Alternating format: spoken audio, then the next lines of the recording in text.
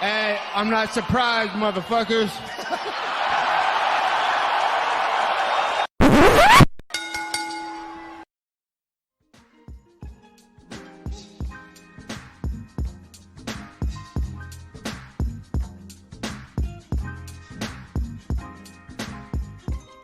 What's up, guys? Welcome to Courtside Soundoff podcast today. I'm Josh Evanoff. He's Andrew Ortega. A whole lot of stuff to talk about. UFC, Brock Lesnar potentially coming back, NBA playoffs, NBA coaching news, NFL, boxing, and much, much more. Before I talk about that, I want to talk to you guys about a little drink called Rogue Energy. This episode of the Courtside Soundoff podcast is brought to you by Rogue Energy. Rogue Energy was founded in January 2017 to be the best gaming drink in the world. They've developed a premium stack in the form of delicious energy and focus drink. It is designed to replace unhealthy canned energy drinks, coffee, and even traditional pre-workouts. Rogue Energy is sugar-free and is loaded with vitamins, antioxidants, and nootropics. They have designed Rogue Energy for the emerging professional and competitive gaming market, and it continues to have fantastic carryover and success with students, athletes, entrepreneurs, and anyone looking to optimize their mental and physical performance. If you want 10% off your order, just use the code SOUNDOFF at checkout. That's code SOUNDOFF at checkout for 10% off all of your energy needs. I have the great popsicle flavor. Amazing. Super tasty. I know, Angel, you're a big fan of Rogue Energy as well. Helped you get through your hard life and in your work? Oh, yeah. Never felt better, my guy. Yeah. Exactly. I feel amazing at all times. It's like steroids for your brain. All right, moving on to the UFC last Saturday night. An interesting main event, to put it lightly. Alexander Rakic dominating in the main event of UFC Vegas 8, facing off against Anthony Smith. Round one, Rocky came out, started putting a beating on Anthony Smith, to put it lightly, dropped him with leg kicks, nearly got the finish. He would spend the two next rounds, instead of going for the finish, he would kind of just use his size and lean on Anthony Smith. And he did beat him up on the ground, but not a whole lot happened. But regardless, still a super dominating win. Got 30-27s across the board, 130-26. How impressed were you by Alexander Rakic's performance? I mean, it was good, but we talked a little bit before before we started recording, and like you said, I mean, he had the opportunity to get to finish, and he didn't, or should have probably finished him, but he didn't. I mean, he did a good job, but it should have been over in a different way. But something, he got the clear, cut win decision. So at the end of the day, I mean, he did what he had to do, but he probably could have ended it. Yeah, that was gonna be like my follow-up thing. It's just like, generally speaking, he could have gotten the finish. He probably should have gotten the finish. I mean, Anthony Smith is a really, really hard guy to finish. We saw that in the Glover fight. But Alexander Rakic looked probably 20 pounds heavier than him. He had a lot of size on him.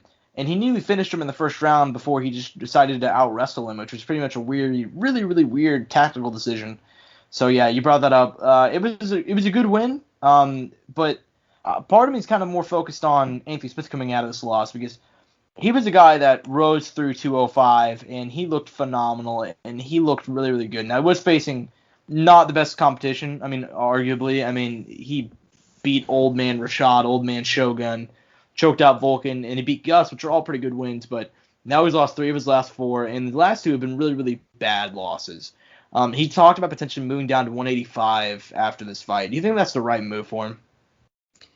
I mean, didn't he actually previously come from that weight class? I'm pretty sure he wasn't originally a light heavyweight. So, he moved up after he lost Thiago in 2018. Which is crazy, because Thiago's now up here. Exactly. True BMF.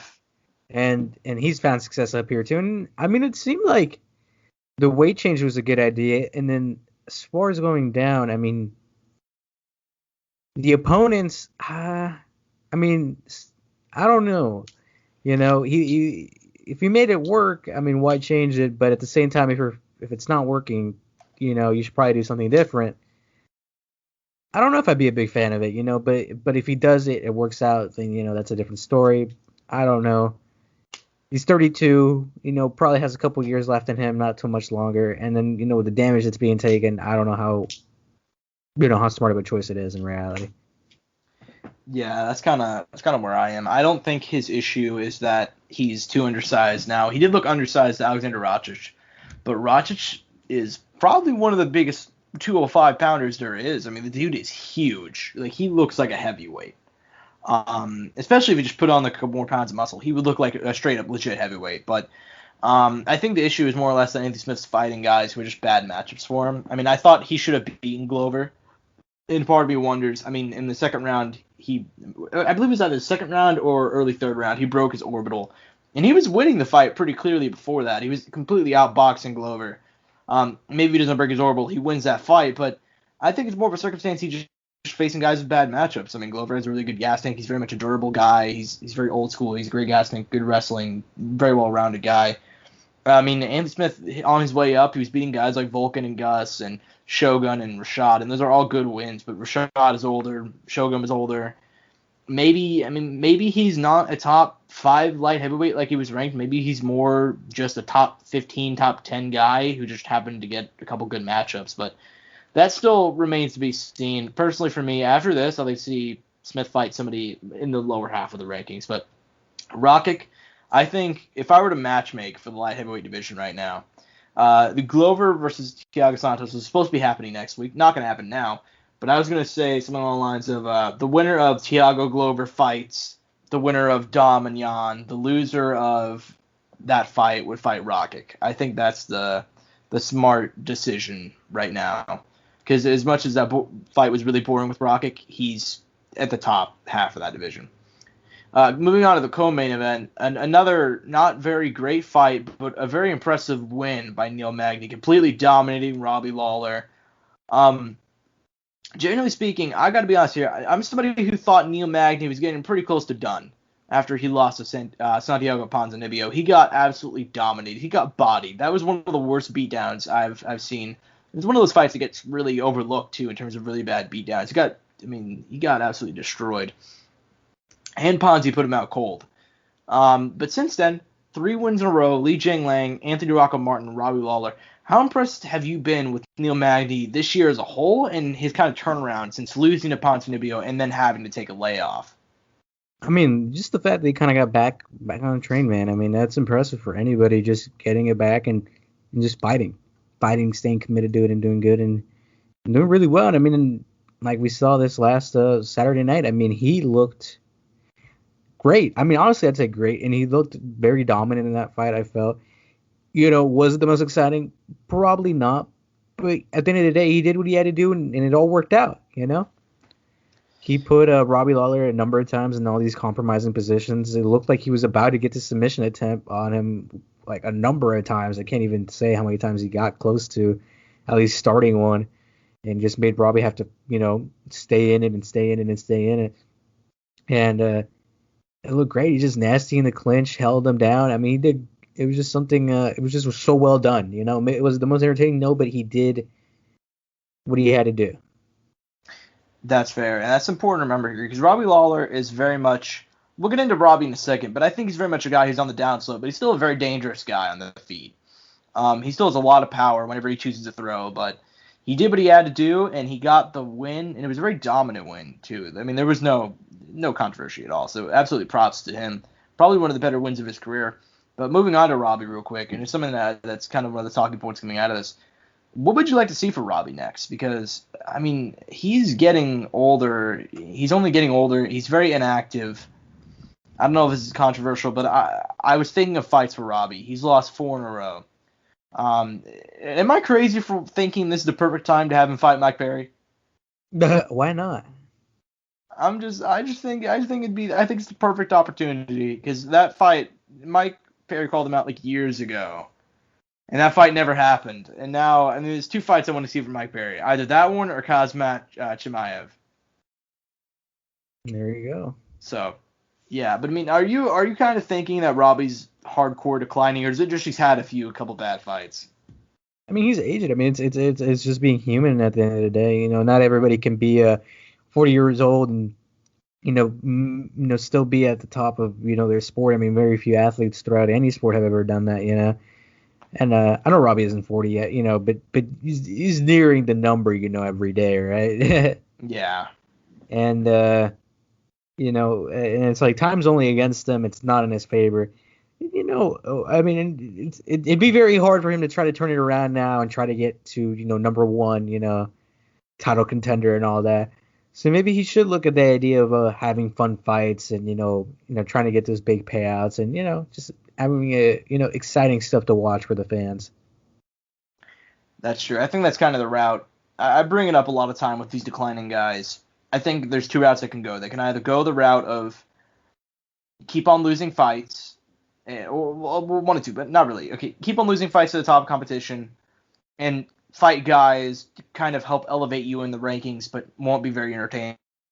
Or fight these older legends like yourself, like a Robbie. A fight with Pettis would be fun. Cowboy 2. These kind of guys who are getting older but are still very much name value, and they'd be fun fights. Or he could fight guys like Neil Magny and get utterly dominated and not have the fight be very fun. It's really just their choice. But if he thinks he can go for the title again, then more props to him. Is there anything else on the undercard you want to talk about? From that card specifically? Yeah. I mean, you don't even have to. Just the way it started off with the 4 submissions. I mean, that was crazy. I didn't get to see all of them, but I remember I'm like, oh, 2 submissions to start off the card. That's cool. You never really, submission isn't. I think you're more likely to not when it comes to the finish. You're more likely to see a knockout or TKO. Yeah. So seeing a submission was kind of like, oh, this is kind of nice, and then follow it up with a third and then a fourth. So I thought that was kind of a nice thing, like as an overall overview of the card, something that I had personally enjoyed. Yeah, and honestly, those fights all pretty entertaining, especially because they're finishers. But the first one specifically, Mallory Martin versus Hannah Cifers. Hannah Cifers came out and was beating the absolute shit out of Mallory Martin. There's no other way to say it. She was getting absolutely bodied, this poor girl, okay? She comes out in the second round after getting absolutely destroyed, takes her down, gets the full mount, beats the absolute hell out of Hannah Cifers, gets the back, and chokes her out. An amazing comeback. One of the best comebacks I've seen in a long time. And then shout out the boy Bruce Leroy, man. 3-fight winning streak for this guy. It seemed like after his loss to Crone, I was kind of like, maybe he's on the verge. Like, he's still a relatively young guy. He's 32, but I'm like, man, because he got absolutely his ass kicked by Wang Guan. And then before that, beat Rolando Dai, but he lost twice in a row. And then he lost to Crone. And I was like, maybe this is him getting closer to being cut, because he's never really been a top guy. But it's getting really decisive now. Since then, 3 fights in a row, all wins, including he beat the absolute hell out of Chase Hooper, and then he submitted Austin Springer in the first round. Austin Springer was the guy who stepped in for Giga Chizadaki, and he actually beat him before. He beat him on the Contender Series. So it was actually arguably an even better fight, and Giga's turned out to be a really good prospect. I have no idea if I'm pronouncing his name correctly, so I'm sorry in advance. But then on the main card, Ricardo Lamas, Bill Alguio was an amazing fight. That was an absolute banger. And then Alexa Grasso picking up a really, really nice win over Ji-Yeon Kim. Alexa Grasso is one of those fighters that just has continually gotten better and better. Like, you see her from fight to fight just looking better and better. I mean, she started off in the UFC. She was, like, relatively inexperienced. She was, like, 8-0. And then, she lost to Felice Herring, and that was not a really good win. Really good loss, I meant. And then, but after losing to Tatiana Suarez, and that's no shame in losing to Suarez, she's just improved from fight to fight. I mean, she beat the hell out of Kokovic. And the Carla Esparza fight, I thought she won, and she nearly finished Carla. And Carla's a really durable person in that division. Turn around, dominate Ji-Yeon Kim in her flyweight debut. I think Alexa Grasso could potentially be a problem at flyweight. I don't think she'll win the belt, but I could easily see her getting a title shot relatively soon. But kind of moving on to this week's card. Really, last week's card was very much high on name value, but low on entertainment when it came to the main and co-main.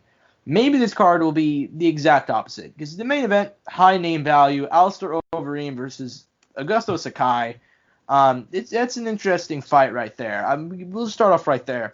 Alistair Overeem, obviously, future UFC Hall of Famer, one of the GOAT heavyweights. I mean, he does not have the UFC championship around his waist. He never has. But, former Dream champion, former Strikeforce champion. He's got all the accolades, former K1 champion. However, he's still searching for that UFC belt, and he said he's on that final run. He's going for that final title run. He's facing up against Augusto Sakai.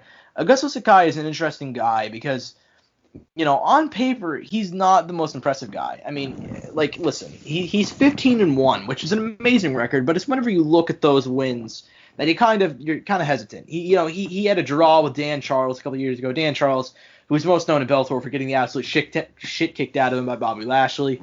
He had a terrible loss to Czech Congo, but after that, he has not lost. Granted, most of those are controversial. He beat Andrei Arlovsky in quotation marks, and then he beat Lugoy Ivanov in quotation marks once again in May. But regardless, he's a very hard to fight guy. He's an interesting guy. He's very fast. He has great leg kicks. He's very, very well-rounded. Brown belt in jiu-jitsu. He's very, very big, and he's a great kicker as well. But he's a very weird style. Overeem, on the other hand, we know him at this point. He's a very known commodity. He's had a lot of knockout losses. It's kind of a thing. If you touch him, he might knock him out. But he's still amazing on the feet. He's 46-18. He's had a ridiculous amount of fights, which I feel like people forget a lot. But I think, honestly, Overeem's last 4 fights may be the best stretch of his UFC career. Either that or the one that led up to his title shot. Even with the loss to Jairzinho, he dominated Jairzinho Rozenstruik up until that final knockout in the last 5 seconds. He knocked out Sergey Pavlovich, who's a really good prospect out of Russia. He knocked out Oleinik, and then he knocked out Walt Harris in May. Who are you leaning towards? Because for me, I feel like, skill-wise, I feel like I really want to pick Overeem, but there's always the equalizer of the chin. And Sakai's a really, really hard style, man. He's very much a unique guy at heavyweight. So who are you leaning towards? I mean, I think the safest option is the Reem. It's just but the thing is, it's, the chin's always there, man. He could always get touched. He could always get, and the thing is, if he knocks him down, starts panning him on the ground a little bit, we don't know what Sakai can do there yet. He might be able to compromise him on the ground, hold him down for a while, And who knows, maybe Sakai has some nasty takedowns and take Reem down. I mean, I've never personally seen Reem get taken down, like, supremely easy. But, I don't know, Josh, what do you think? Do you think that could even happen, or do you think that's, like, kind of out of the book, it'll stay on the feet the entire time? I think it's going to stay on the feet. And I think it's going to stay on the feet because Sakai's more of an anti-takedown guy. He's good on the ground, but he's more of a guy that would rather use his takedown defense to keep the fight standing. And if he gets to the ground, then he'll just go for submission off his back. But he's never exactly the guy that's kind of an offensive wrestler. He's not going to seek it. Yeah, so, if it stays on the feet, the advantage should be to the Reem unless something insane happens or some anomaly happens. Plus, that Reem's only been submitted once in his career, so it's like, why would it happen now, Yeah. So. But, there's always the equalizer of his chin, man. That's the problem. This guy hits hard. No, you're right. He's a heavy hitter. He doesn't look like it. The guy does not have. It's that DC body, man. You don't expect it, but it's there. But I do feel like he has a fair bit of power. I mean, he doesn't look like DC. He's a very big guy. Oh yeah, he's tall, and he's taller than DC. No, you're not wrong. Yeah. So what? I'm leaning towards the Reem. I'm gonna pick the Reem because he should win. Yes, if there's a fight he should win, it should be this one. I would not even be surprised if he got knocked out almost immediately, because we said this about the Walt Harris fight too, something along those lines of, he's clearly the better striker, but Walt Harris hits hard. Overeem is clearly the better striker, but Sakai hits hard. So I don't know. We'll see, man. I mean, we also got to see how Sakai's chin holds up, because he's never faced a hitter like Overeem. Overeem's not the hardest hitter, but he's a very precise guy. And throughout Sakai's history, he's never really faced a guy with the power of Overeem. I mean, he faced an older Arlovsky, but that's about as hard as it gets. I just found some betting odds quickly while we were here. So Overeem's a minus 145, and Sakai is a plus 125. So pretty close. Yeah. That's not surprising at all. That's pretty much how I'm thinking in terms of odds. I'm curious, what are the betting odds in the co-main? Because we talked this fight literally 2 weeks ago, but we'll talk about it again. OSP versus Alonzo Menafield. So I'm looking. So OSP is a plus 110. Alonzo is a minus 130. So also close. Ooh, Alonzo's the favorite. That's interesting. Yeah. Yeah, man. That fight, I think I'm gonna stick with my pick from the first time around. And I'm gonna stay with Alonzo Menafield, man. I just think that fight against Devin Clark was an anomaly. I think that was just a fight where it's like he slipped up, he should have gotten out of there in that first round. He didn't. And then Devin Clark, he's a very durable guy. He's very much he's a he's an interesting guy because he's been around in the UFC for like a long time, but he's never been like a big fighter. But he's looked better as of late too. He's won 3 of his last 4. But regardless, Alonzo, man, I feel like he should have gotten out of there. He didn't. He messed up. But he's still 9-1. He still has a couple of really nice wins on his record, albeit knockout. So I think he's gonna get out of there, man. I just have not been impressed with OSP as of late. I don't know, man. I'm still gonna stay with my OSP pick, man. I think this is I'm still like just something makes me want to pick OSP. I'm gonna go with my gut. I've gone against my gut a couple of times these last couple months, so I'm gonna stick with it. I have faith in OSP, like I told you. I think this is one of those situations where like the experience and just the difference. I feel like we'll see it. 10 fights versus almost 40 fights is gonna make the difference. Granted, you lose 14 times. I'd hope you learn something by now. You know what I mean? So we'll see. Yeah, I mean, part of it also for me is I'm picking Menafield because OSP is pretty much a known commodity at this point. We know a whole lot about how he fights, and to me, he's only looked like he's getting slower, which, to be fair, he is 37 now.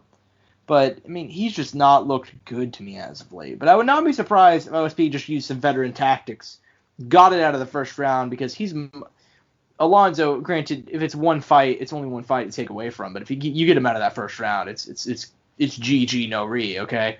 So it'll be interesting to see. I could totally see OSP winning. I thought he won that Ben Rothwell fight, but both those guys looked really, really bad, so it's kind of a toss-up. But, we'll have to see what happens. Is there anything else on the undercard you want to talk about? Because this is a pretty...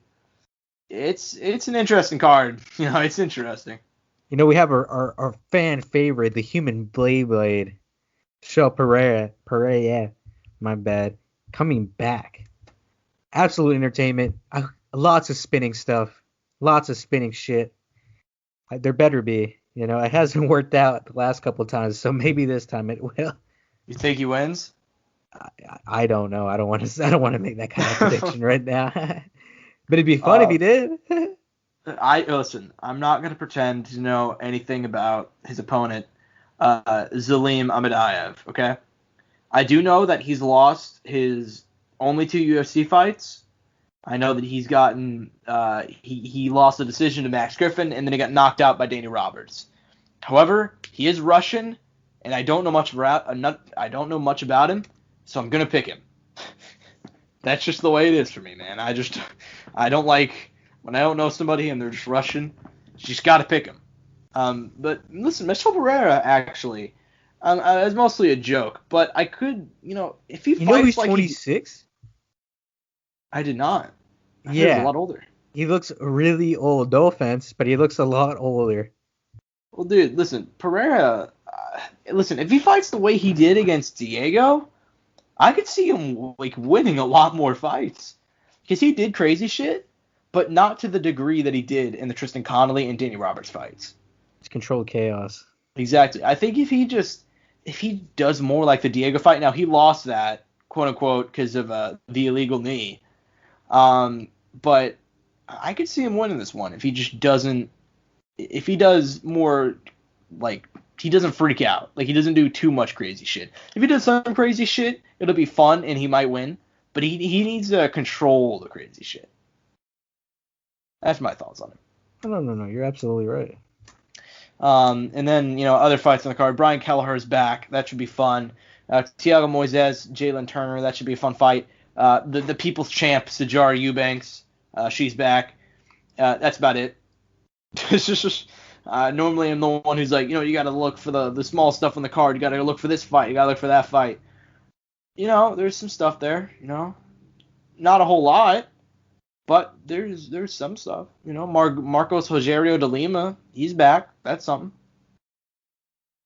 Vivian Argeo taking on Montana De La Rosa. Love the positivity. That's a fight for sure. Anyways, moving on. The bigger news, some of the biggest MMA news of the week. Brock Lesnar is officially an MMA free agent. Now, this discussion happens. This is the first time Brock Lesnar's been a free agent since 2016. In 2016, He's gonna fight Fedor.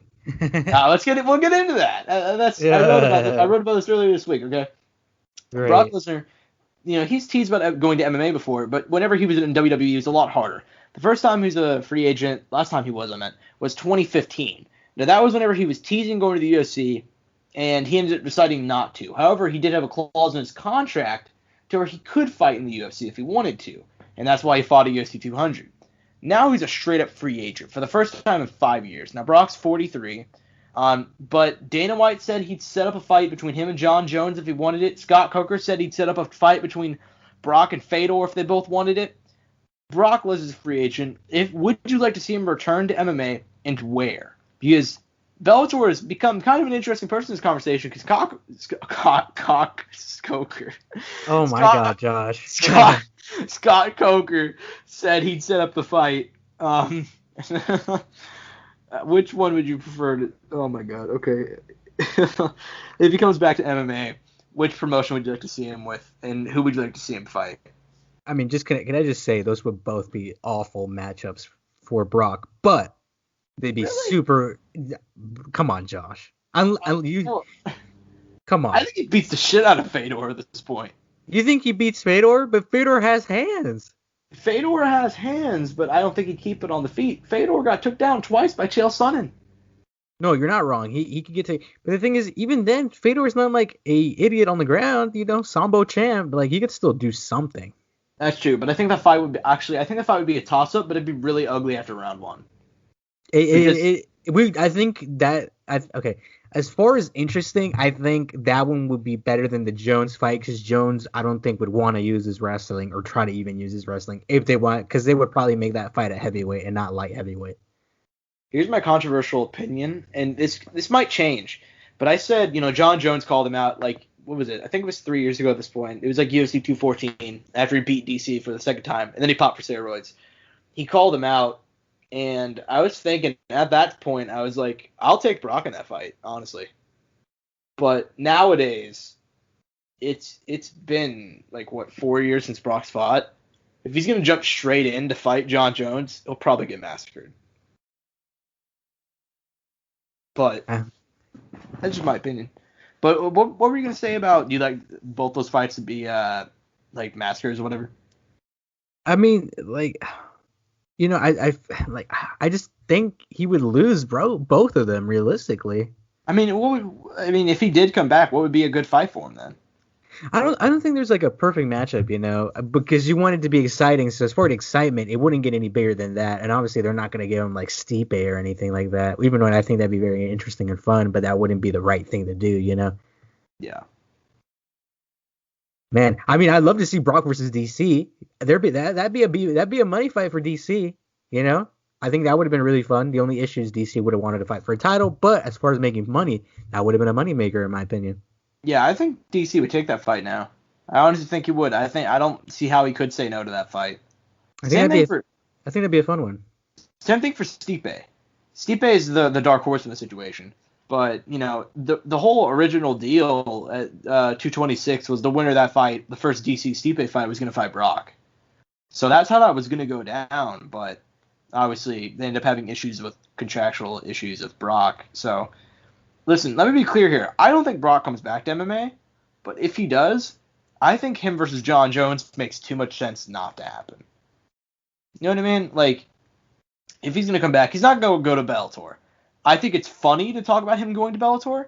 He's not going to go to Bellator. That would be a fun match to see, though, Fedor versus Brock. I think it'd just be interesting, as a whole. It would be super interesting. And here's the thing about it is, like, there's so many fights for him in Bellator, and I think there's more that would be interesting than in the UFC, because I think in the UFC at this point Brock's 43. I think he loses to a lot of those guys. I mean, I think he'd still be like probably top 10 heavyweight, but name value wise, I mean, Brock versus Frank Mir 3. Brock versus Fedor, Brock versus Ryan Bader. There's a lot of fun fights. And then the UFC, though, I think only seeing him against the best would be interesting. I mean, and then also, Josh, you can't forget about Jake Hager at Bellator. Jake Hager, the GOAT, They can make that happen. I think that'd be a fun fight too. J.W. Kaiser. Your boy J.W. Kaiser, bro. There you go. No, the People's Champ, also former Jake Hager opponent. So, listen, I don't know, man. I don't think he comes back, but I think the John fight makes a lot of sense because right now, Stipe is going to fight Ngannou next. And very rarely do I believe what Dana White says, but Dana has been so firm stance on this that I actually believe it. Okay? He's said that it's going to happen, and every time like media members ask him, because they're trying to poke the bear, they're trying to see what he'll say. Dana keeps on going, no, we're doing Ngannou versus Stipe next, and he hasn't shown his hand at all. So I don't think they're going to actually make it.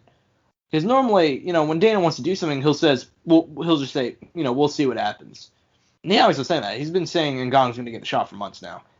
John, I don't think he's going to want to sit on the sidelines, especially considering Stipe is going to have to get healthy because he went through a war of a fight with DC.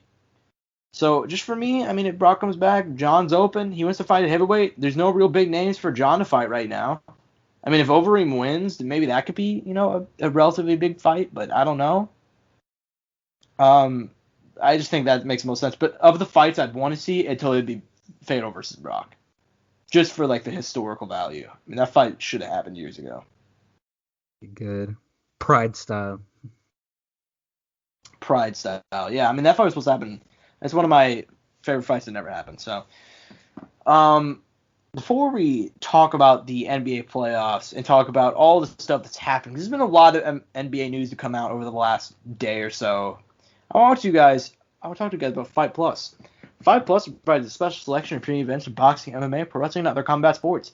Watch pay-per-view events from over 25 promotions 30 days after airing.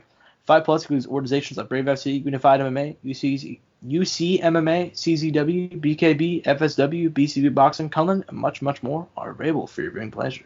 You can cancel anytime. If you guys want a free Fight Plus 7-day free trial, you go to the links that are available on our website, on our YouTube, and you can find us. You can find the link and enjoy 7 free days of fighting. However, you don't cancel after that, you will be charged. All right, so we officially have our NBA second round playoffs set. Now, last week we talked, the NBA was in the middle of a boycott.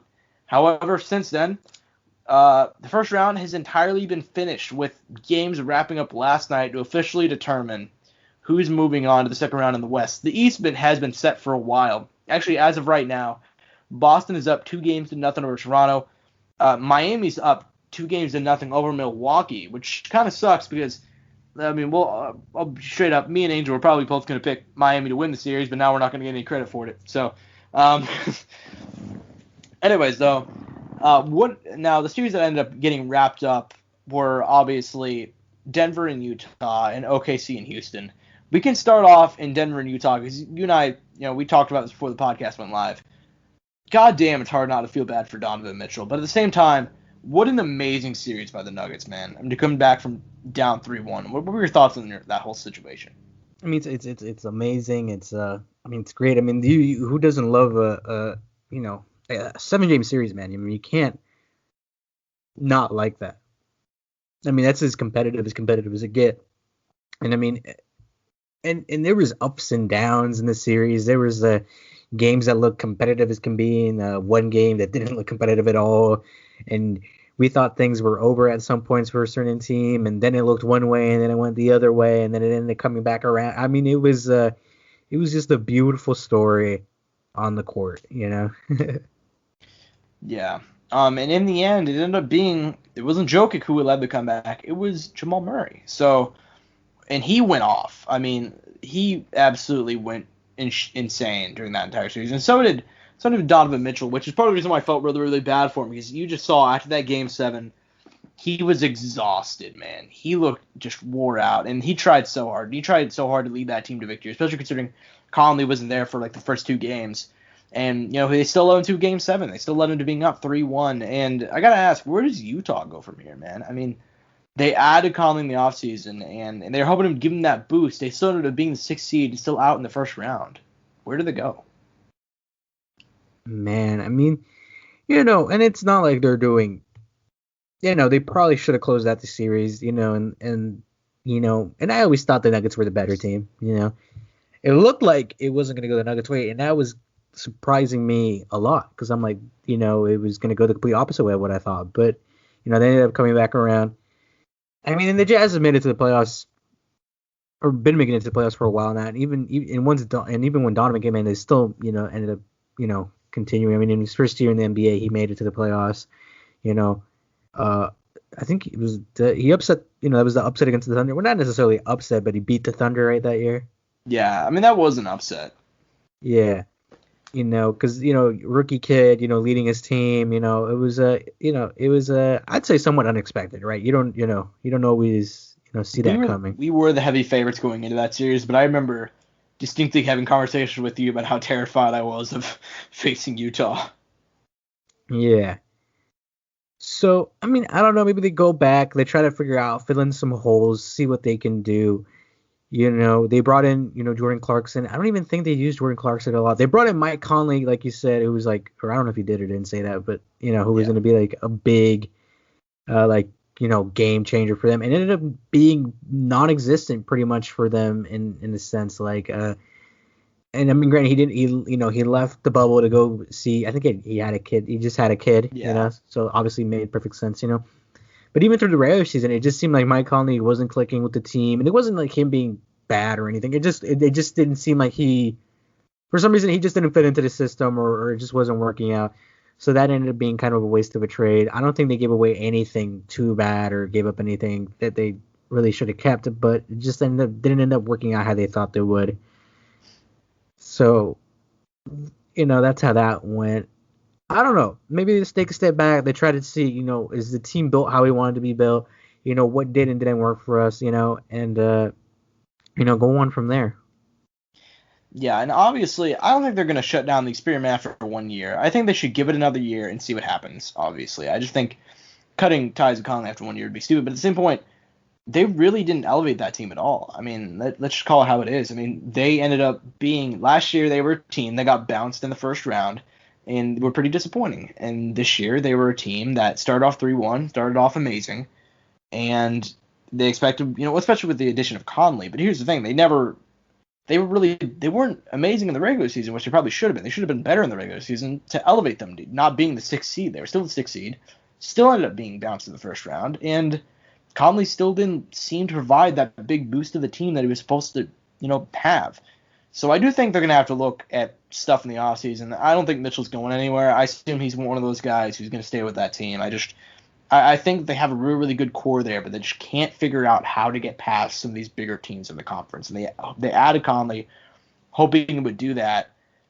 It just didn't work out. Now, speaking of teams that added firepower in last offseason to get past the bigger teams in the conference, the Houston Rockets barely surviving, going to a Game 7 after being up, 3-2, being up 2-0 and then being up 3-2 to bring it to a Game 7.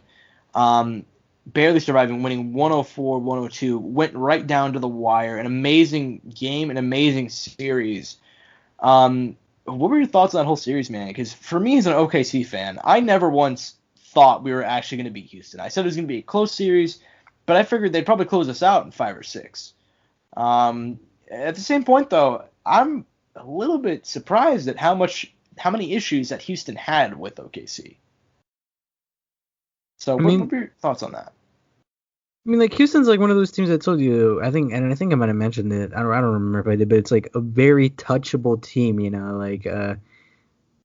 like they're not a team that I'm like super confident on, and like I feel like they can be beaten by pretty much any team in the West on any given night, like, and I mean it showed. I mean their team is completely dependent on Harden, and pretty much Harden. I mean I'm not gonna say because I mean I feel like they depend on Westbrook a decent bit, but it's not as much as they depend on Harden, going off every single night. And then, and he has to do it. And I mean, in that last game, I mean, they kind of had those other guys show up like Eric Gordon and Robert Covington. It was kind of more of a collective team effort, but, that whole team and how it's structured, it's weird. I don't know how I feel about it. I'm not super confident on them at all, but they're making it work. Yeah, and that's kind of where I am in terms of their very touchable team. I mean, I was high on the Rockets. I would say I'm high on them. I think their potential is being an NBA championship team. I think they have the potential. Now, that's all cylinders clicking, their best players getting hot, getting the rhythm going. Because the thing about getting Russ was a lot of people are like, oh, they're not going to, Russ and Harden aren't going to fit because they're both two players that require having the ball. I think Russ helps a lot in terms of they're a three-point shooting team, but Russ's best attribute is getting in the paint, driving to the rim, and having that. And they do not have that option these last few years. They've not had a guy for that. And having one of the best guys in the league at driving to the rim, getting in the paint, would be a great attribute. The issue is that Russ is still inconsistent. I mean, he's really good at that, but even in this series, he came off an injury. He looked really inconsistent, and he pretty much lost them Game 6 as well to even make this go to a Game 7. And then him and Harden were both very inconsistent in Game 7. I believe Harden even said he played like shit afterwards. So it's a very inconsistent team, and we'll get into our predictions in a second for them against the Lakers. But damn, man, as an OKC fan, I'm cool with it. Like, honestly, I was like, it's a win-win whether or not we even get past him, because I'm a huge Russ fan. He did so much for our city. He did so much for our organization. So him going on to the second round is amazing. At the same point, though, I'm somewhat disappointed because we were right there, man. We were right there. And I think us against the Lakers would have been an interesting matchup, more so than Houston against LA, because, I mean, we can give our second round predictions right now. I got LA in 5. And I just don't see. The small ball is interesting because if done the right way, I think they could be a potential championship winning team. But I think if there was a single matchup that Houston did not want to have its entire playoffs, it would be LA. Am I crazy in thinking that? No, I wouldn't disagree with that. Yeah, I mean, I don't see them being able. Cause here's the thing, right? And I talked about this again, like off air, and like I just don't see them being able to. Because listen, the Lakers' guards offensively are very inconsistent. That's just what they are, extremely inconsistent shooters. That entire team is extremely inconsistent when it comes to shooting. However, on the defensive side of the ball, they're pretty consistent. You know, guys like Rondo, they're pretty. Caruso, he's not great on defense, but the dude's a dog. He's going 100% every single play. He's at their throats. Same for a lot of those guys on defense when it comes to the guard side of it. A lot of people assume that Harden and Westbrook are just going to feast, and they could, but they're inconsistent going up against average guard opposition anyway. So, and then I don't see a single way they're going to stop AD and LeBron. And I'm giving them a game partially out of respect. I think that squad is too talented to go down in 4, but at the same point, I would not be surprised. So I officially got LA in 5 games. What do you got? I got LA. I'd probably 5 games too. Like you said, that team is too good to go down without at least taking one. But man, they're gonna have a rude awakening for sure. Yeah, that's kind of where I am.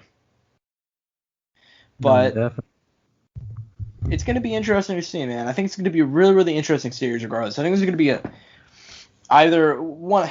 I don't see a situation in which the Rockets win. I'm not going to lie to you guys. I just don't. I just say either one of 2 ways this goes. I don't see it going any other way than the Rockets. There's 1 of 2 ways that this goes. LA in 4 or LA in 5. That's the only 2 ways this series goes. So I just don't see. I mean, it's going to be hard, man. It's going to be really, really hard for them to be able to get more than a game or 2 off LA. I just don't see it happening. But regardless, I do think the storyline of Russ and Harden going up against LeBron for the first time in 9 years is going to be interesting. But I don't think it's going to be very competitive. Moving on to the other West series, I don't know how many games it's going to take the Clippers.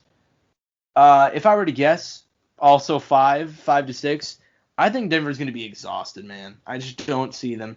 I think if Denver was like healthier and they were not coming off of the most exhausting 7-game series that I've ever watched, because all 7 games were competitive. Like there's only 1 game as a blowout. Like Denver was going toe to toe with Utah for 7 straight games, playing hard as hell. Multiple games went. I think it was 2 or 3 games went into overtime. Actually, I think it was only 2, but multiple games went down to the wire. They look exhausted, especially Jamal Murray, man. That dude carried the team on his back. I've got the Clippers in probably 5 or 6. I'm curious what do you think about that series? I mean, it could either go, like I think the Clippers take it for the most part, but this could it could be really competitive. Like, it's going to be competitive, but what I'm saying is it's like to the level of the last series or even more or not. I mean, they could have close games, but it's like, for me, my big sell is like those wings, man. Paul George and Kawhi are just going to be a difficulty to work against. And I mean, and then the bench of the Clippers, Montrezl Harrell and Lou Williams coming off versus the Nuggets bench. I don't feel too confident with the Nuggets bench against that Lou Will, Montrezl Harrell's off the bench, and even I think they've been bringing even Pat Bev off the bench, So then you got that guy to deal with. I mean, I just think the Clippers are just a well-rounded team. They're good defensively. Like, you don't think about it, but it's like, as much as we, Paul George has been roasted, it's like I still have faith in Paul George as a defensive player. Kawhi obviously doesn't even need to be said. Pat Beverly, and you obviously have your role players who will always put in the work in and do what they need to do. The only hole they have is like their center position, and even then they could maybe bring on Joakim Noah just for veteran experience to maybe do some things, but we'll see what they do. Yeah, Joakim's been a surprisingly okay defender on the back end whenever they've had to use him. But yeah, man, I mean, here's my thing. It's like, I think I'm not saying 5 or 6 to be disrespectful in terms of, like, I don't think they're good enough to win the series. I think they're absolutely good enough to win the series. I think they're good enough to take, 3 games, 4 games. You know what I mean? So I'm not saying that. What I'm saying is like, I think coming off a 7-game series in which they just had to fight their absolute hearts out, and the emotional roller coaster those guys have been on over the last few days even, like, they're not getting much time to rest. And now they're going to hop right back into a series where they're going against a team with the deepest bench in the league, or the deepest team in the league, really. That's going to be really, really hard, because I think all those games are going to be competitive, especially in the early parts of the game. I don't see, like, I'd say the starters for both teams pretty competitive, right? I think they're going to go toe to toe. I think in the latter parts of the game, whenever it's the benches coming out and it's the guys, like, the team's trying to outlast each other, I just don't see how they're going to be able to outlast them, considering what they just came off of and how their bench looks compared to LA. So I'm officially going to take Clippers, and I'm going to go 6. I'm going to give Denver 2 games. What do you got? Like, in terms of your official kind of prediction? I feel like giving Denver 2 games would be fair. That would be justified, yeah. But it could go to 7. I don't think that's a improbability. Yeah, I could see it going to 7, but I'm thinking more along 5 or 6. But moving on to the East, we're 2 games down in both these series, which is interesting because on one hand, one of these series is going pretty much the exact same way that I thought it would, and it's not the one that people suspected, because Boston and Toronto was a series that probably on paper looks more competitive. My bold prediction was going to be Miami in 5. That was my super bold prediction. I was going to say that last week before the boycott, and I didn't have a situation to, because we didn't even know if it was officially, quote unquote, going to be Milwaukee and Miami. I'm going to stick with that prediction. I'm going to go Miami in 5. Right now, Milwaukee's down 2, and the exact same thing that happened last year, where they're just singling in on Giannis near the end of the game, and they're just kind of letting those other guys take their shots, trying to, choose to stop those guys and just doubling up on Giannis and not letting him get in the paint and not letting him drive to get his buckets. It's working, and it's working again. And Miami is just, they're so good defensively to where it's working very effectively. Now, obviously, Game 1, they demolished them. Game 2 was much, much closer. I don't think Milwaukee will get swept. I could see this going to Game 6 or Game 7. I just don't think it's going to happen. I'm pretty strong on how good Miami looks right now. I don't see them letting up. I think Milwaukee's going to get done in 5. So, unless the Heat are about to go 8-0, and I was kidding. I don't think that happens. I mean, okay. Am I being too overzealous? Because I know Miami was kind of a popular upset pick, but is going 5 just like? Is that too low? Is that just, like, in the words of Stephen A., is that disrespectful? I mean, look, they had a closer game last night. It was 16, it's 116 to 114. I didn't get to see the game. I didn't get to see the adjustments happen. I didn't get to see every possession, so I don't know how it necessarily went. But, anything could happen from now to, whenever they play again tomorrow. We'll have to see. But I am confident in picking Miami like you are too. I had faith in the Bucks. I've always had faith in the Bucks, but they've always not fully made that push yet, and I don't know why it is. But yeah, I mean, this Miami Heat is just looking insane. Yeah. They just look phenomenal right now, and I don't see them letting up. That's a big thing for me, man. Like, they have just looked all season long. They've been consistent. They've just been consistently great, and there's never really been a clear issue with them. Like, they have good scores all around. They have a great defense, and they have a great leader in Jimmy Butler, who's working very well with the rest of the team. You know, he had issues in Minnesota, but right now he's seeming like just a great team player. And they work so well as a concited unit. And one of my things like that I was talking about before the season even started, I was like, I had a feeling that there was going to be one team that, you know, these teams that have that worked better as a unit as opposed to actual superstars are going to have more success in the bubble, just because they're so used to working together. They're all very, very close. And I didn't know which team I was talking about. I thought maybe it could be OKC, maybe it could be Miami, maybe it could be a team like the Pacers. And it ended up being Miami because Miami just looks phenomenal right now. They swept Indiana, and now they're up 2-0 on the number 1 seed. And just because their team all around is working together phenomenally. Like, there's not players have had individually great performances from that team, but all around they're getting production. So for me, that's what gives them a leg up on a lot of teams. Another team that has done very, very well, just all together as a unit, and somewhat surprisingly, is Boston. Boston is not the team that, going into the playoffs, I would have pegged to be up 2-0 over Toronto. Like, especially considering they lost Gordon Hayward to injury. He may be back for the conference finals if they make it that far.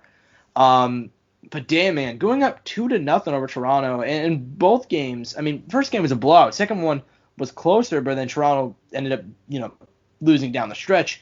How impressed are you right now by Boston? Like, because I'm pretty surprised at how well and how easy winning against Toronto.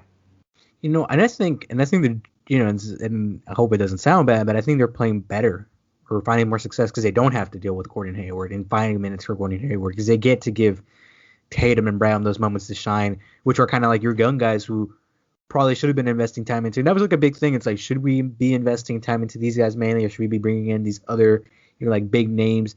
And I think it's benefited them not having Hayward and giving the light to Tatum and Brown, you know, because when they found success, you know, like a couple years back, you know, it was when Tatum and Brown shined, I felt. And I'm talking about that Kyrie team that they had back then. And I think that was like Tatum's first year. I could be wrong. I don't remember. And they looked really good. And now that Hayward's out and they don't got to worry about Hayward, and now they just have Kemba, Brown, and Tatum to worry about, I think they're doing better now. Yeah. And I could see your point, because that run they had with those guys a couple of years ago when they made it all the way to the conference finals, that was built off the back of those guys. And they weren't having to find minutes for a guy like Gordon Hayward, and they were just letting those two go off and kind of letting them just play free.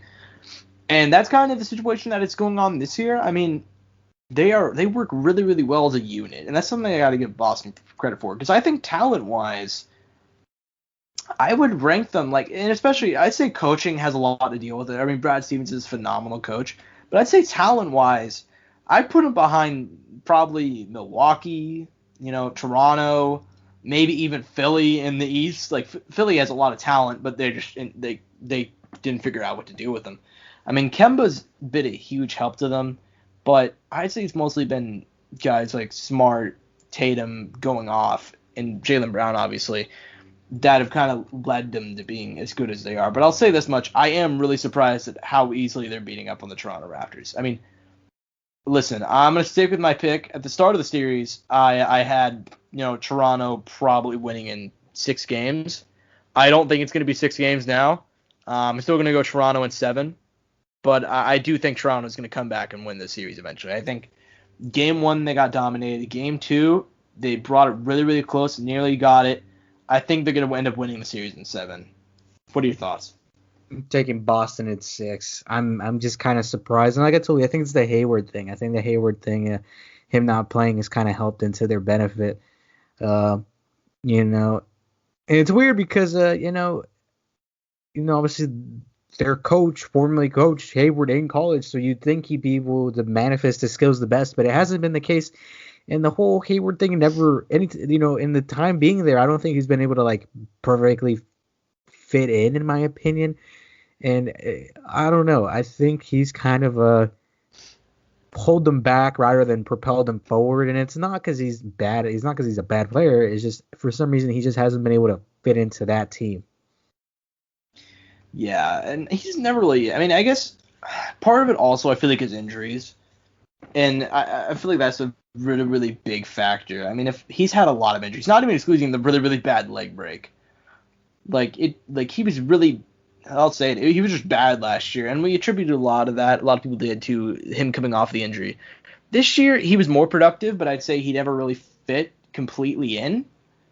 And then I don't know, man. It's an interesting situation they have with him up there because they have him locked up for a long time, and that contract is huge. And I feel like he's never really lived up to his potential. So I mean, we'll have to see. I mean, the playoffs are going to be interesting. I think no matter what, these final 8 teams are going to give us an amazing show, no matter what. But moving on to teams that are out of the playoffs and some new coaching decisions. Steve Nash is the new Nets coach. Brooklyn Nets, obviously, next year are going to be one of the top title contenders. I mean, they have Kyrie, they have KD. Neither one of them played in the playoffs. They got guys and the Nets showed us this year in the playoffs and in the bubble that they have a lot of potential even outside of those guys. Do you think this is the right coaching move? Because we'll bring up another coach who's got hired in a second, who apparently was the other coach in the running, and we'll rate that coaching hire as well. But how do you feel about Steve Nash going to the Nets? I mean, look, he's never actually had a coaching job. I know he's worked with he worked with the Warriors. He did something within the Warriors and their facility, and he helped them. And we're talking, and I imagine, there's no way, as a playmaking guard that you can't be a pretty good coach unless the personality isn't fitting. And I think he has the potential to be a good coach. We haven't seen it yet, but dude, we're talking about one of the greatest, passing, playmaking point guards that's ever been in the league. He's high up there on the assist leaderboard. He has accolades. MVP. All-Star. Assist leader. You don't need to name them. They're there. You don't have to get into them. Now he's taking his first coaching job, and I'm curious to see how he goes about it because he has an interesting group of guys there. Interesting personalities like Kyrie and KD, and obviously you have the other group of guys where he has to work with like LeVert and Jarrett Allen. They were there before. I don't know. He's been put in an interesting spot. I don't think it's bad. But I'm curious to see how he goes about it and how he makes the team work. And I'm sure the team will find success, and I'm sure he'll make it work. I just don't see how he doesn't, try to at least does a good job, maybe. Yeah, he's a really, really good basketball mind. And something that's interesting to me is I saw some people giving this coaching hire backlash because, he's never coached before. But he's just one of those guys who has a really good mind for basketball. And it's important to note, he's actually been a consultant for the Golden State Warriors for the last few years. He's never really had an official title outside of just consultant, but he's still been, coaching for a while now with Golden State, and he's been a consultant for, other teams as well. So this isn't just his first dive into coaching; it's just his official, his first official one. I think he's going to get along with those guys. I think he's going to do some really good stuff over there. I think it's a good hire, man. I feel like it's a high risk, high reward hire because he's never really had an official head coaching job. But at the same time, a lot of these guys in the NBA, and it's kind of like there's like a brotherhood in a way of just NBA coaches because once you make a head coaching job once, you're going to get another one, and you're going to get another one, and they just bounce around and bounce around. That's just for some reason that's what happens. There's guys who sometimes they don't end up coaching in the NBA again, but then they'll go to the Euro League, they'll go to college and be a head coach. And once you're a head coach, you just stop, and it's really hard to It's surprising that they hired a guy who was not formerly a head coach before, but I think if it works out well, it's going to work out phenomenally. Okay, I think it's a good move. The other head coaching job, Ty Lue to the 76ers. Not a fan of this one, but I want to hear what your thoughts are first. So this was made official. It actually happened while we're on it? I don't know if it's been official by the organization, but all reports are saying that they've finalized the deal. We'll finally get to see if there's and I've heard, it's like Ty Lue did do some stuff for that team. I don't know what the Sixers need at this point. Their team is just in a weird spot. They handed the bag to Tobias Harris. They have Ben Simmons who can't shoot. They have Joel Embiid who always gets hurt. I don't know if it's necessarily a coaching issue, if not more of a roster structural issue. And even then, it's things that are kind of out of your control because you can't control Embiid not not being injured. I mean, you can monitor him. You can try to get him on limit his minutes, but he's a personality and he's not going to allow that to happen. And then and then Ben in his shooting, it's like you can help the guy, but obviously he has to take the next step and actually improve upon it too, and get in the gym every day and start doing that. And I mean, they just handed the bag to Tobias Harris, and I mean, I don't know, was it a good idea to lock up Tobias Harris? Who knows? They also picked up Al Horford. They got all these big guys. They cram up the paint. So, it's definitely I believe it's probably more a roster issue rather than a coaching issue. Yeah, and that's kind of where I am, because in terms of like talent, right? They have so much talent on that squad, but it's such a weird fit for a lot of those guys. Like just their play styles for a lot of them don't mix. And personally, I thought they should have signed Jimmy Butler over Tobias last offseason. But I thought, maybe Tobias, maybe he'll continue to be consistent. Like maybe he'll be more consistent. His last year was his first really, really great year. I mean, he was consistently pretty average to good player before that, but last year was his first really great year. It didn't work out that way this year. I mean, and some of it was Ben's injury, but at the same point, like, they were bad in the regular season, and they shouldn't have been. So I get the argument all around. I don't think Ty Lue's going to be the guy to fix that roster. I think they're going to give him a few years, but I think right now the 76ers are just in a really bad position. I think the 76ers need to do one of two things.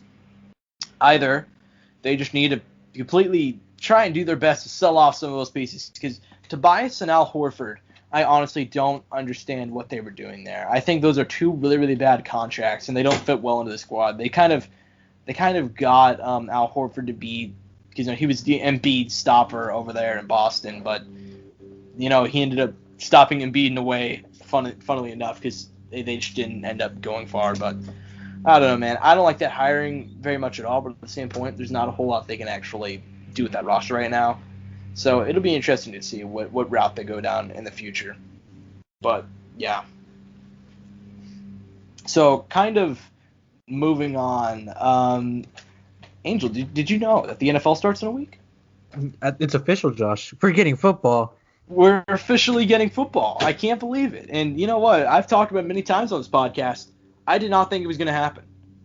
And what I wanted to do, and I'm probably going to end up jinxing this shit, because I jinx a lot of shit. I sent Angel a meme a couple days ago about, it's like me, like fighters immediately after I say they're a fighter to watch and they're an under the radar fighter, and it's them the Death Note scene of everybody dying and falling over. Because very rarely do I pick a fighter that's like, oh, person on the undercard, this is a fighter to watch. They're going to be a featured contender. They end up getting destroyed their next fight. It's just something that always happens. The most recent example was Maria Agapova, like a week ago. So it just happens every single time. I remember we hyped up that one dude from Glory who fought Tyson Nam, and he got absolutely fucking destroyed. So I just hype up a lot of these dudes a lot, and they end up getting destroyed. So I'm a really good jinxer, but I'm going to say it. I think football is going to happen, guys. And so to celebrate, I wanted to give the NFL division winner predictions and give some quick predictions. Angel, you can feel free to contribute if you want, but I mean, go for it, Josh. All right, real quick. Starting off, this will be rapid fire. AFC East. I'm gonna go Buffalo Bills to win the division. Obviously, New England they still got Belichick. They got Cam Newton.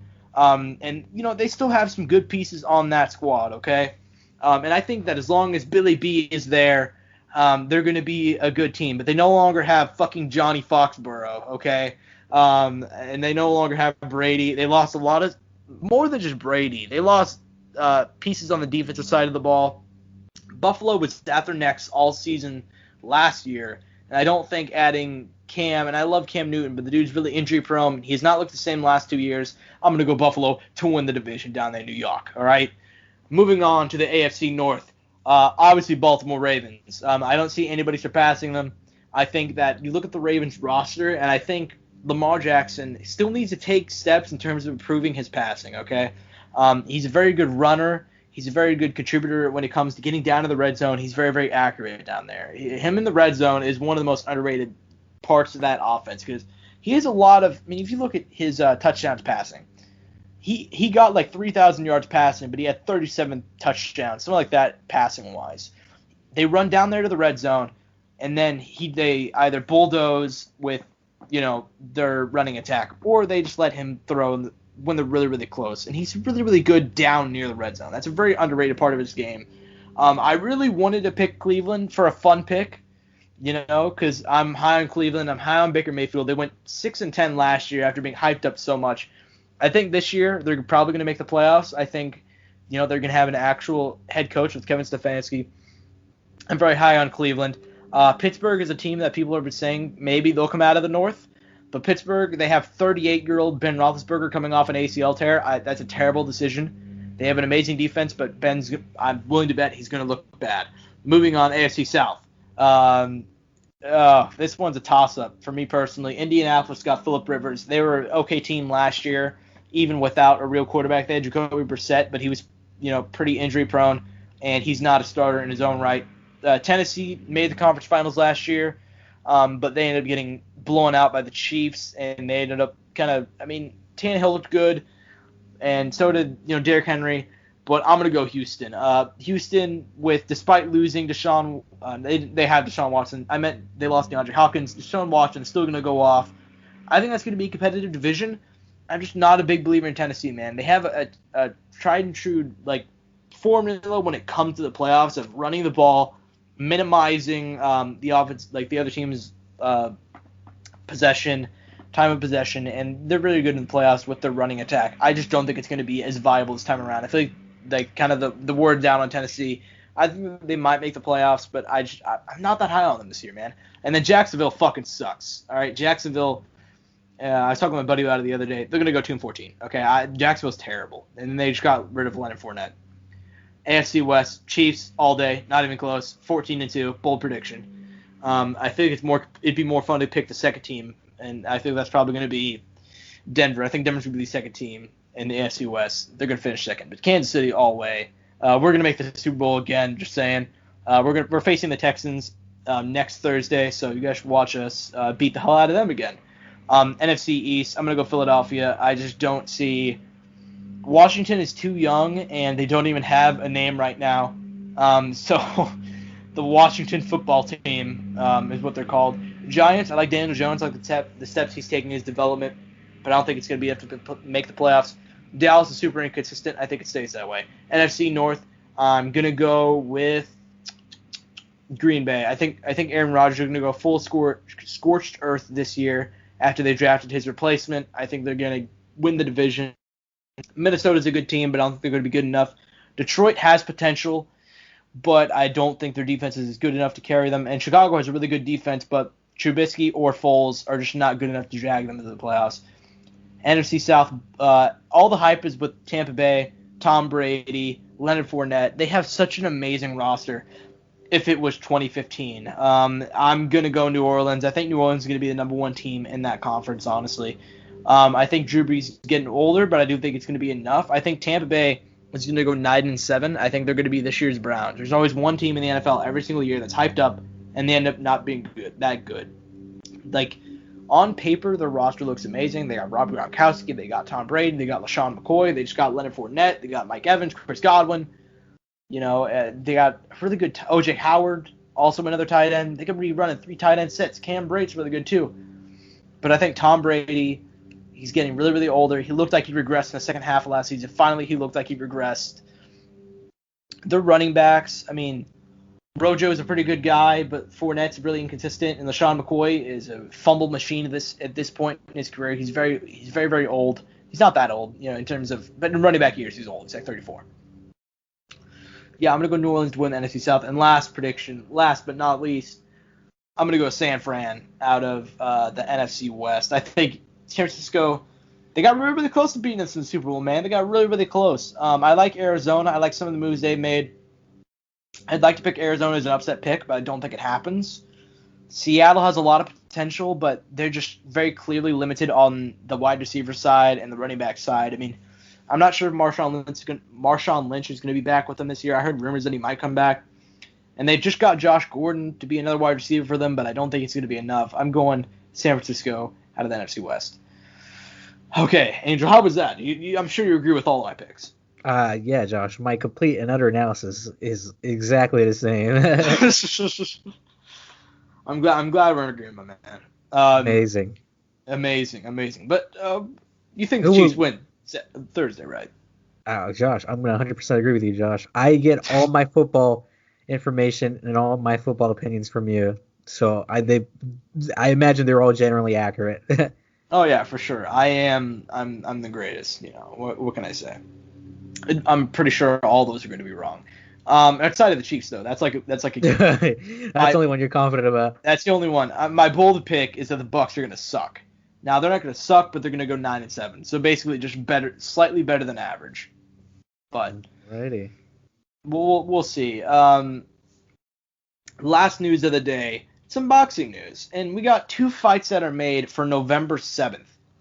Those being Andy Ruiz Jr. taking on Chris Arreola. That is confirmed. That's going to be a PBC on Fox. It is not going to be a pay-per-view fight. Interesting, considering Andy Ruiz his last few times. He's been heavyweight, champion, fighting 2 times against AJ. Probably could make that a pay-per-view. I wouldn't buy it, but they probably could. And then also heavyweight champion Andy Ruiz. There we go. Former. And then Luis Ortiz also fighting journeyman Scott Alexander, 16-3-2 on the undercard. I'm seeing some controversy coming out of these 2 matchmaking decisions because, well, let's put it simply. You have 2 top 10 heavyweights, Ortiz and Ruiz, who are both fighting on this card, and they're not fighting each other. Instead, they're fighting guys of clearly lesser opposition. Is that the right matchmaking call? Because, I understand the reasoning. I think Chris Arreola versus Andy Ruiz is going to be a banger, and I think Luis Ortiz walks through Scott Alexander. But in terms of pure competitiveness, wouldn't it make more sense to match up Ruiz and Ortiz? No, you're right. It probably would have, but we talked about the Arreola match, a while back. We're like, we had that in our minds from the moment after that fight. We're like, the Arreola and the Ruiz fight makes kind of sense. It could be fun. And then obviously also good test for Andy because Andy just switched camps. He's under Eddie Reynoso now. And we kind of get to see, I guess we'll give Eddie kind of an idea of what he's working with and see how focused he is now. Because I'm 100%, and I'm sure Andy kind of really wants to get back to like title contention and get those title fights. And I think he could do it. I think he has the time to build up for it, and I'm sure he could fight for it. Yeah, and he probably needs a tune-up at this point. He got dominated by AJ in the rematch, and he came in really, really big. And not in the good way. He just looked fat. Let's just call it how it is. He looked out of shape. 283, which is the second highest any heavyweight has ever weighed in for a championship fight. And the first one is Nikolai Valuev, who was 7'2". And Andy Ruiz is about my height, so there's no way Andy Ruiz is 6'2". That's his listed height, but come on, man.